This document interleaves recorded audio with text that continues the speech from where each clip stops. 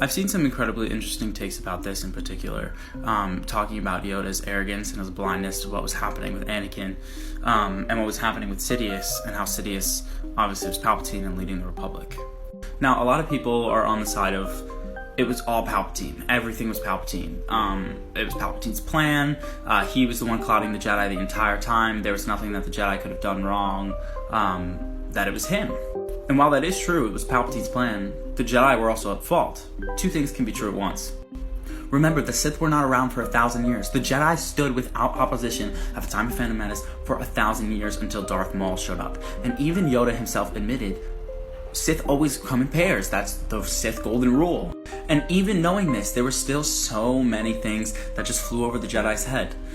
One of your Jedi just so happened to call an army of clones for the Republic, an army of millions, and you don't question why he did that? Yoda knew he messed up. That's why he proceeded to train in order to become a Force Ghost and was taking that wisdom from Qui-Gon Jinn because he knew that was the only way to save the Jedi Order. He even said it himself. While Anakin is to blame, while Sidious is to blame, the Jedi are also to blame. That's the whole thing of Star Wars, is that nobody was perfect. Everybody messes up. Even this Jedi Order, this Grand Order that stood for however many years, they made mistakes, and they made a huge mistake with Anakin Skywalker. The only person who could have properly trained Anakin and his ideals lined up with Anakin was Qui-Gon Jinn. That's why Duel of the Fates is such an important piece of music, because it was.